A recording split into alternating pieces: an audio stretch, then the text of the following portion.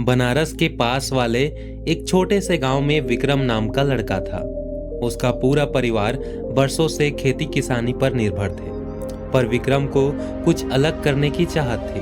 उसका सपना था कि वो एक बड़ा व्यापारी बने, लेकिन विक्रम एक आदत से जकड़ा हुआ था। वह हमेशा अपने काम को कल पर टाल दिया करता था। वह सोचता, अभी तो समय है, कल से मेहनत करना शुरू करूंगा।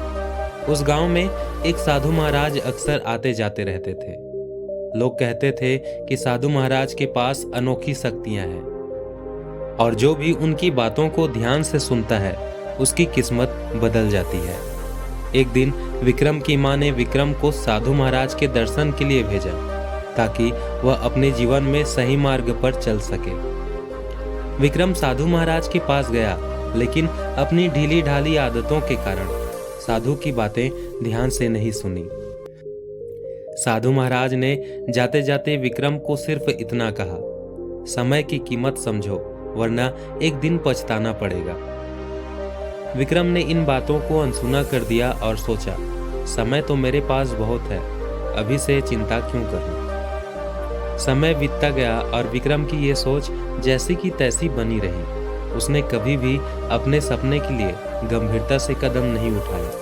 हर रोज वह गांव में घूमता, दोस्तों के साथ बैठता और कहता, कल से पक्का काम शुरू करूंगा, लेकिन कल कभी आता ही नहीं था। एक दिन गांव में खबर फैली कि साधु महाराज का देहांत हो गया है। उनके अंतिम दर्शन के लिए गांव के सभी लोग इकट्ठे हुए।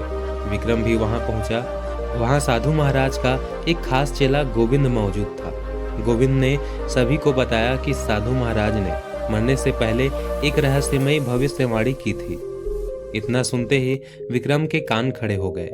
गोविंद ने कहा, महाराज ने कहा था कि इस गांव का एक युवक जिसने मेरी बातों को गंभीरता से नहीं लिया, उसे एक दिन ऐसा अवसर मिलेगा जो उसकी और इस पूरे गांव के लोगों की जिंदगी बदल देगा। अगर वो अवसर किसी गलत हाथों में लगा तो इस गांव की उन्नति रुक जाएगी, लेकिन उसकी आदत की वजह से वो उस अवसर को पहचान नहीं पाएगा और उसका सारा समय व्यर्थ चला जाएगा। विक्रम को ऐसा लगा कि यह बात शायद उसी के लिए महाराज ने कही थी, लेकिन उसने फिर भी इसे गंभीरता से नहीं लिया। समय बीतता गया और विक्रम की आलसी आदतें जारी रही। कुछ महीनों बाद गांव में एक बड़ा व्यापारी आया जो गांव के किसानों से बड़ी मात्रा में अनाज खरीदने की बात किसानों के सामने रखी।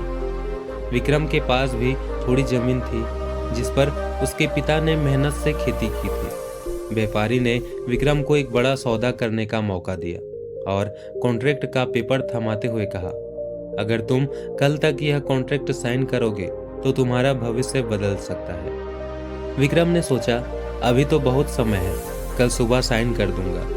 वह अपने दोस्तों के साथ घूमने चला गया और समय को हल्के में ले लिया। अगले दिन शाम को जब वह व्यापारी के पास पहुंचा तो उसे पता चला कि कॉन्ट्रैक्ट किसी और किसान ने पहले ही साइन कर लिया था। उस कॉन्ट्रैक्ट में लिखा था कि अनाज की खरीदी और बिक्री से होने वाले फायदे का 50-50% हिस्सेदारी रहेगी। साथ ही आसपास के 10 गांव के अनाज को खरीदने और सेल करने की जिम्मेदारी भी थी, पर कॉन्ट्रैक्ट पर साइन करके बाजी किसी और ने मार ली थी। इस तरह एक अच्छा खासा मौका हाथ से निकल चुका था। विक्रम को एकदम साधु महाराज की बात याद आई, समय की कीमत समझो वरना पछताना पड़ेगा। वह स्तब्ध रह गया। उसने महसूस किया कि साधु महाराज की भविष्यवाणी सच हो चुकी थी और वह युवक और कोई नहीं बल्कि वही था। मोरल ऑफ द स्टोरी, जीवन में समय की सबसे बड़ी कीमत यह है कि वो किसी का इंतजार नहीं करती। जब अवसर आता है तो उसे पहचानना और उसी समय पर उसका फायदा उठाना सबसे जरूरी होता है, वरना एक अवसर के चूकने पर पछतावे के अलावा हाथ में कुछ नहीं बचता।